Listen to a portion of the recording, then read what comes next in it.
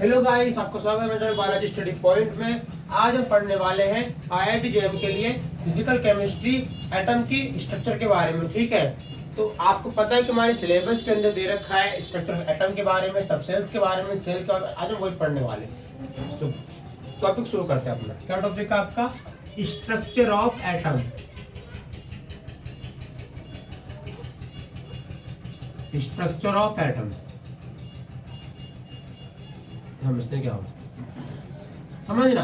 यहाँ पे एक वर्ड है स्ट्रक्चर। इसका मतलब क्या होता है? स्ट्रक्चर का मतलब होता है एक संरचना, क्योंकि दिखती कैसे, चेहरा कैसा है, गाल कैसा, कुछ स्ट्रक्चर की बात करना। ठीक है, तो स्ट्रक्चर का मतलब क्या होता है? एक बनावट, एक संरचना। आज हम वही पढ़ने वाले हैं। अगर हम बात करूं एटम की, तो एटम जो होता है वो कई टाइप की सेल्स से मिलकर बना होता है। कैसे कि एक सेल ये रही तुम्हारी, एक सेल ये रही, एक सेल ये रही और एक सेल ये रही। अब समझना, एटम के लास्ट वाली सेल के अंदर एक न्यूट्रॉन और प्रोटॉन होता है। किसी भी एटम की जो सेल है उसमें जो सेल है लास्ट वाली, इसमें क्या होता है? न्यूट्रॉन और प्रोटॉन। यहाँ क्या होते हैं? Electron, electron, electron. बस समझा? इलेक्ट्रॉन, एक इलेक्ट्रॉन, ये इलेक्ट्रॉन। ठीक है, तो ये घूमते हैं और ये स्टेबल रहते हैं। तो ये क्या होते हैं? Proton positive, neutron zero, electron negative, क्योंकि एनर्जी लूज करते हैं। अब समझना, तो एटम के तीन पार्ट है आपके, क्या? Electron, proton, neutron. ठीक है, तो ये पढ़ लिया। इसके बाद क्या वो समझेंगे, जब हमें पता है कि हमारे एटम के तीन पार्ट है, इलेक्ट्रॉन, प्रोटॉन और न्यूट्रॉन। अब क्या इसके बाद इसमें ये है कि जो एटम होता है उसमें दो टाइप की चीजें पाई जाती है। कौन कौन सी? एक होती है शेल, एक होती है सब शेल। इसका मतलब क्या होता है? शेल। इसका मतलब क्या होता है? शेल का मतलब होता है बाहर की बात कर रहे हैं, यानी कि शेल का मतलब है कि हम बाहर की शेल की बात कर रहे हैं कि अंदर की बात कर रहे हैं। सब शेल अंदर की शेल की बात है, तो बाहर की शेल की बात है KLMN होती है। चार, क्यों? चार पता है। सब शेल क्या होती है? SPDF। ये भी चार, ये भी चार, KLMN, SPDF भी चार। अब KLMN कैसे काम करती है? आपको पता है कि sir ji, according to Bohr model, Bohr model हमको बताता है। सर बोहर मॉडल क्या है? पढ़ेंगे आगे। तो पता है हमको कि बोहर मॉडल के अकॉर्डिंग हम जानते हैं कि हमेशा 2n² वैल्यू होती है, जहां पे जो 2 और 1 है, 2 और जो n है, वो डिसाइड करता है किसको? KLMN को। तो KL ऊपर क्या होता है हमारा? 2n²। यहां सर जी K, अच्छा जी LMN। अब K का मतलब क्या होता है? 1। क्या होता है? 1, यानी जिसके नंबरिक वैल्यू 1 हो उसे हम क्या बोलते हैं? K। 1 कैसे समझते हैं? अगर मैं यहाँ 1 लिखूं n की जगह, तो क्या होगा? 2 × 1 का स्क्वायर, तो कितना हो जाएगा? 2। तो K के लिए क्या होगा हमारा? 2। कितना आ गया? 2। L के लिए क्या होता है? 1। अगर 1 होगा तो 2 × 2 का स्क्वायर। अब 2 दूनी 4 होता है ना भाई, इतना तो पता है ना। ये 4 हो गया, 2 का स्क्वायर, ये मल्टीप्लाई 2, 8, 4 दूनी 8, 8, ये होता है 3, n 3 मान लो, 3 लोगे, 3 का स्क्वायर, 2 निम्न 18, 3 स्क्वायर 9, 2 निम्न 18, ये आ गया 18। अब क्या है? n कितना है? 4, 4 का स्क्वायर 16, 16 का मल्टीप्लाई तो 32, 16 दूनी 32, 2, 8, 18, 32। तो कैसे काम चलता है आपका? आप इसे इस तरीके से पढ़ते हो, 2, 8, 18, 32। हम क्या बोलते हैं? Bohr model. जिस मॉडल के अंदर हम ये बात करते हैं कि बोहर मॉडल हमेशा बताता है KLMN को, इसी के अकॉर्डिंग हमारे काम करते हैं। SPDF कैसे काम करते हैं वो समझ लेते हैं। एक S, फिर P, फिर D, फिर D, फिर F। कैसे काम करते हैं? कि ऐसा काम करते हैं, 2, 6, 8, 10। ऐसे सर जी बड़ा अच्छा कंसेप्ट है। एस के पास हमेशा एक बार में क्या होता है, एस के पास हमेशा एक बार में दो ऑर्बिटल की पावर रखने की, दो ऑर्बिटल, ठीक है, दो इलेक्ट्रॉन, ठीक है। पी के पास 3 इलेक्ट्रॉन के ऑर्बिटल बन जाते हैं, डी के पास 4 के बन जाते हैं। देखो सच्ची, ये देखो, ये देखो, एफ के पास 5 बन जाते हैं, ये देख, 2 3 4, 1 2 3 4 5। तो ये आपके क्या बनते हैं, ऑर्बिटल, जहां क्या होते हैं, इलेक्ट्रॉन, ठीक है। अब क्या है हमारा, अब हमारा बोहर एटॉमिक मॉडल, क्या हमारा बोहर एटॉमिक मॉडल, तो ये पढ़ते हैं। इसमें क्या है जी, समझना। अब कहानी बड़ी अच्छी आने वाली है, बहुत अच्छी कहानी डिफाइन करते हैं आपको, समझना। बोहर एटॉमिक मॉडल,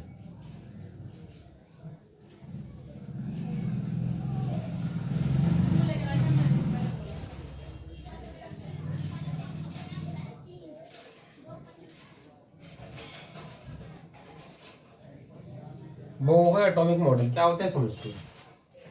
ये क्या होता है, बोहर एटॉमिक मॉडल एक्सप्लेन, ये हमने किसके लिए लिया है, हाइड्रोजन एटम के लिए, ठीक है। किसके लिए, हाइड्रोजन के लिए, क्योंकि ज्यादा के लिए लेते हैं हाइड्रोजन के लिए, ठीक है, मैक्सिमम टाइम। तो क्या एक्सप्लेन करता है, समझना। बोहर मॉडल एक्सप्लेन,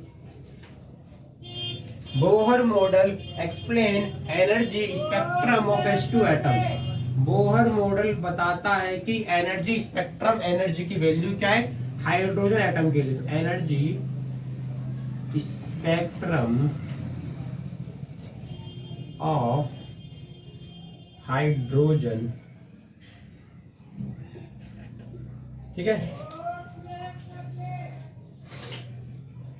उसके बाद it explain spectrum of hydrogen atom modern quantum mechanism. ये एक्सप्लेन क्या करता है, स्पेक्ट्रम को। तो इट्स एक्सप्लेन क्या, it's explain spectrum of hydrogen atom modern quantum mechanism. It's explain spectrum of hydrogen atom modern quantum mechanism, कि कैसे particle काम करते हैं उन्हें एक्सप्लेन करता है, ठीक है। It explain of hydrogen atom modern quantum mechanics, modern quantum mechanism. Quantum मतलब इलेक्ट्रॉन काम कैसे करते हैं, एक्सप्लेन करते हैं। क्वांटम इलेक्ट्रॉन की वैल्यू, पार्टिकल की वैल्यू, ठीक है, मुझे डिफाइन करते हैं। इसके पोस्टुलेट क्या है, इसके पोस्टुलेट के नियम ये कहते हैं, क्या बोलते हैं, पोस्टुलेट क्या कहते हैं इसके पोस्टुलेट का नियम समझो। इसके पोस्टुलेट क्या बोलते हैं, एटम मूव फिक्स ऑर्बिटल, की एटम हमेशा फिक्स ऑर्बिटल के अंदर मूवमेंट करता है, ठीक है। कहां मूव करता है atom, atom move fix orbital. तो हम लिख सकते हैं एटम मूव फिक्स ऑर्बिटल, क्योंकि उसकी एनर्जी फिक्स होती है, इसलिए वो फिक्स ऑर्बिटल के अंदर मूव करता है, ठीक। तो atom move fix orbital.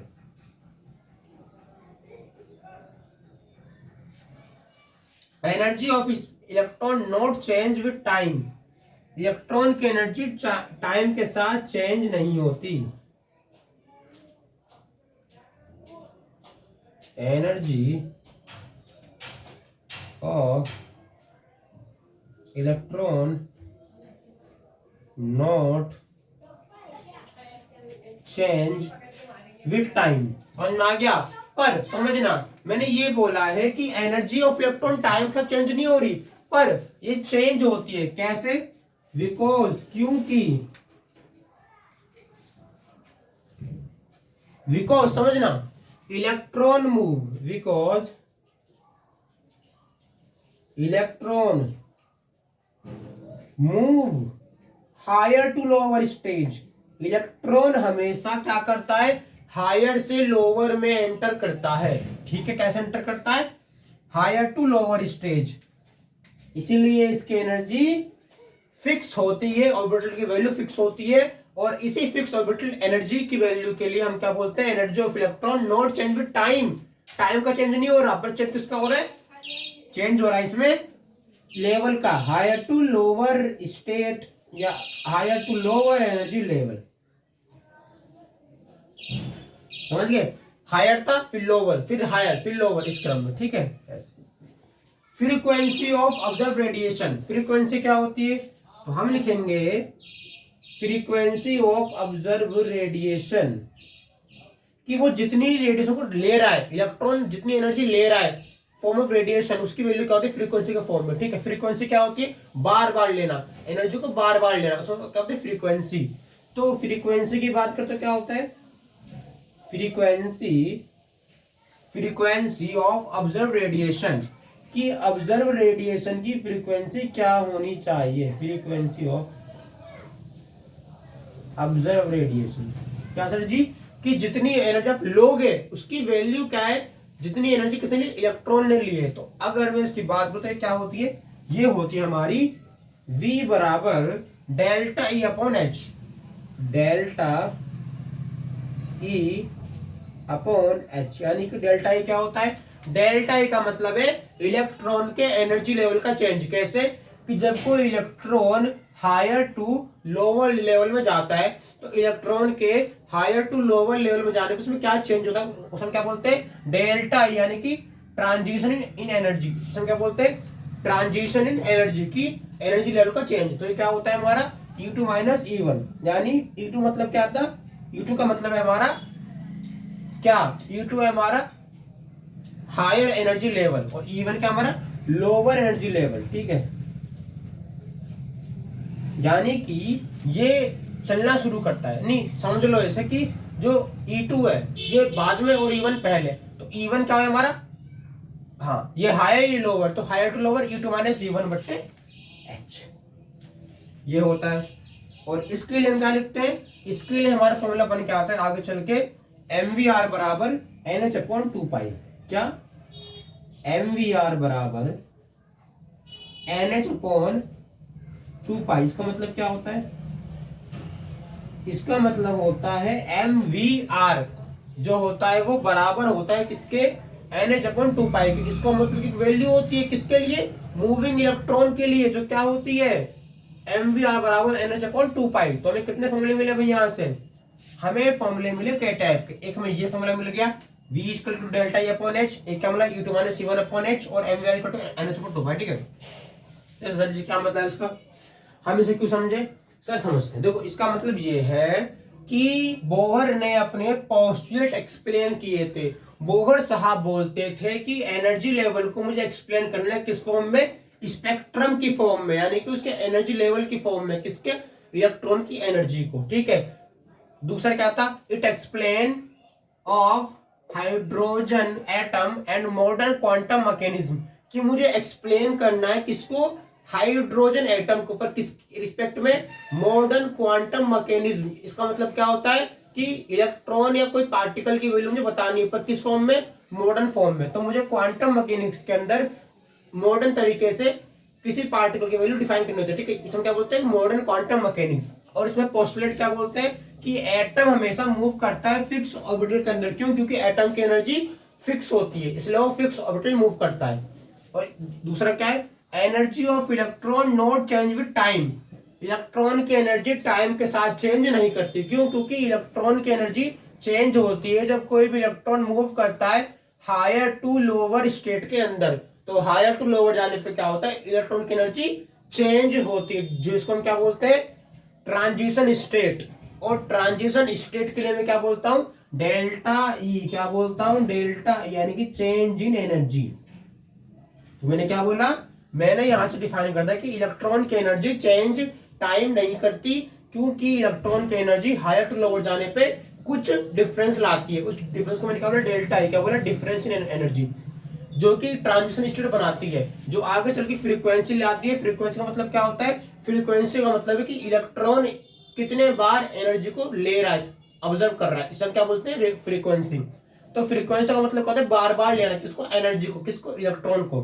Electron की एनर्जी को बार बार लेना फ्रीक्वेंसी कहते हैं। तो फ्रीक्वेंसी ऑफ ऑब्जर्व रेडिएशन क्या होता है, फ्रीक्वेंसी ऑफ ऑब्जर्व रेडिएशन हमारे v बराबर डेल्टा ई अपॉन एच, जहां डेल्टा ई क्या है E2 minus E1 upon H. E2 minus E1 क्या होता है, E1 मेरा क्या है लोअर, नहीं E1 मेरा क्या है हायर, U2 मेरा लोअर, तो मैं लोअर में से हायर को माइनस कर दूं तो मुझे एनर्जी का लेवल मिल जाएगा।